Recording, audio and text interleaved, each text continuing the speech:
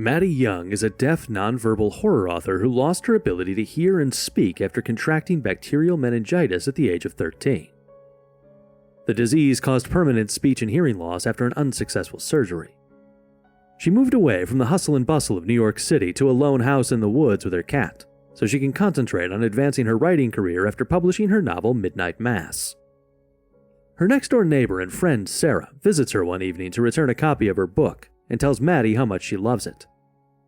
While they're outside the house communicating in sign language, even though Maddie can read lips, Sarah points at the fire alarm blaring and the blinding lights flashing inside Maddie's house.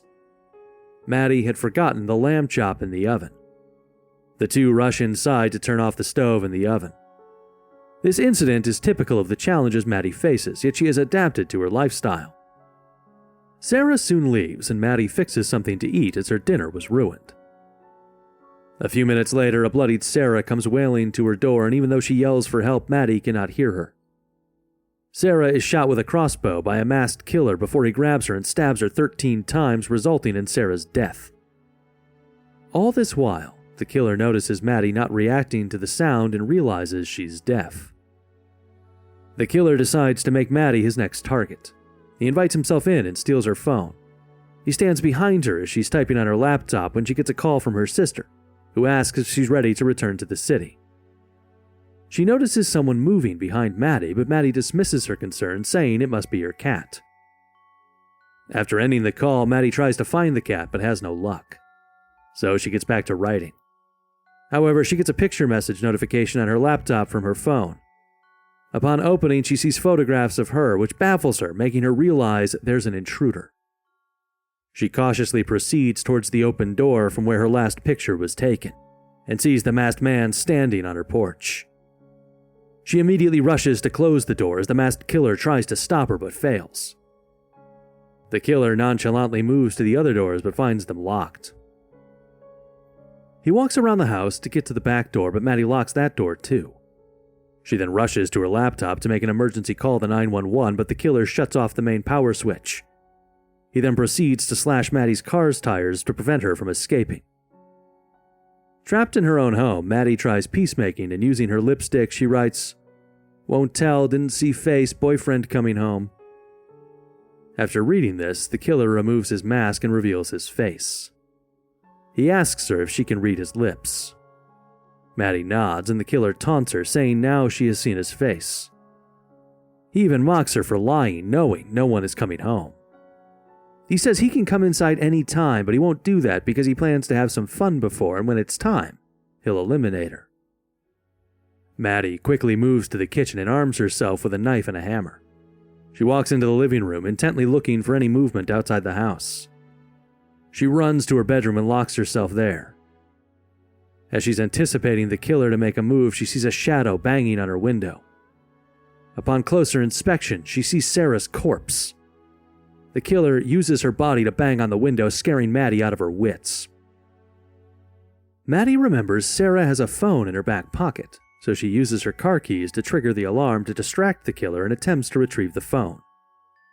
While the killer goes to shut the alarm off to avoid attracting attention, Maddie opens the window and tries to find Sarah's phone, but it's not on her. Just then, the killer shows up and catches hold of the window, but Maddie uses the hammer lying nearby to strike the killer before locking the window. The killer is a psychopath and challenges Maddie by showing her he has Sarah's phone and placing it on her corpse. Maddie makes a bold move by stepping outside her house while keeping an eye on the killer. However, before she could retrieve the phone off the corpse, the killer turns back, forcing her to hide under the house.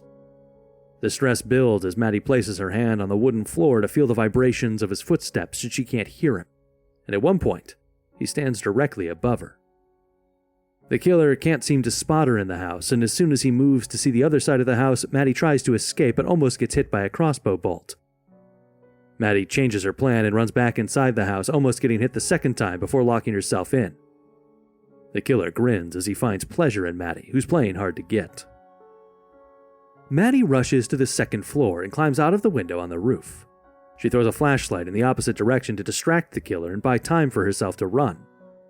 When he takes the bait, she climbs down the roof, but as luck would have it, the killer shoots her in the thigh using his crossbow bolt. He fires again, and the bolt brushes past Maddie. Thinking he hit her, the killer starts climbing to the roof, and as soon as he puts his crossbow down to pull himself up, Maddie snatches it from him and pushes him off the roof. But he isn't done yet. He climbs again, and Maddie, who shakes violently and is unable to load the crossbow, drags herself across the roof. She goes inside through the window and closes it in the nick of time to prevent the killer from entering. Enduring a lot of pain, Maddie drags herself to the bathroom and locks herself inside while tending to her wound. She pours rubbing alcohol on the wound to disinfect it and ties it with her bathrobe's belt to stop the bleeding. While she's at it, she also tries to figure out how the crossbow works and struggles to load it. Unbeknownst to her, the killer is watching her from the window. Just then, John, Sarah's boyfriend, arrives looking for Sarah, but the killer poses as a cop responding to a call. He explains that there was someone inside who ran past him and knocked him out. He didn't have his phone or gun when he woke up. He asks questions about the woman who lives there and asks for his phone to call for backup. The killer pretends to call someone and puts the phone back in his pocket, but John asks for it back.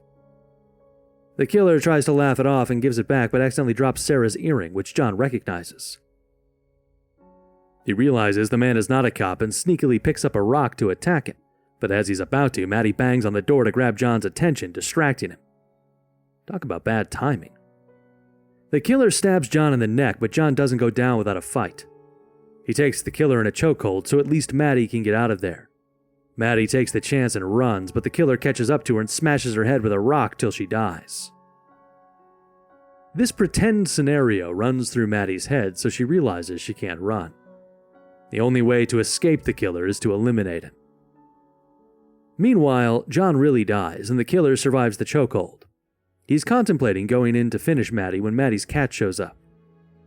The killer grabs his knife and is about to stab the cat, but Maddie shoots the killer in his shoulder with the crossbow. She runs inside but wobbles at the door and drops the bow. As she tries to grab it, the killer chases her and shuts the sliding door on her hand, squeezing it hard between the door and the frame. He doesn't stop there and crushes her hand under his foot. He allows her to retract her mangled hand, and she does while in immense pain, but quickly locks the door. The killer looks at her apathetically and says, "I'm coming in," to which Maddie writes, "Do it, coward," with her blood. As the killer leaves to get the hammer, Maddie quickly types the description of the killer on her book draft as her dying note to her family. Meanwhile, the killer breaks the glass on the door, which Maddie can't hear. She shuts her laptop and grabs a knife before limping toward the bathroom where she locks herself in.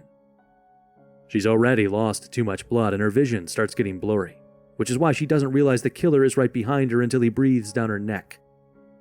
She narrowly escapes getting her throat slit and stabs the killer in the thigh before fleeing. She struggles to keep herself conscious and wobbles as she limps into the kitchen. She falls to the floor and cannot bring herself to get up. The killer soon comes there limping, and finding her in a weakened state, he curses her. Maddie blasts him with an insecticide and uses the blaring, flashing fire alarm to disorient him. But when she tries to reach for the knife he dropped to cover his ears, the killer takes control and starts kicking and strangling her. Her entire life flashes before her eyes as her heart rate drops and the grasp of the killer's fingers around her neck tightens. With the remaining energy left, Maddie reaches out for the cork opener on the floor and stabs the killer in the neck, finally unaliving him. She pulls herself up and takes out her phone from his pocket to call 911. She wobbles her way out to the porch, waiting for the police. As she's waiting, her cat sits with her, providing her comfort. The police sirens are heard approaching and she smiles, knowing she fought for her life and survived. That concludes our recap of the horror movie Hush. Subscribe to receive exclusive tutorials on crossbow techniques from expert antagonists, and don't forget to hit the bell icon to stay updated on our special crash courses in Survival Tactics 101.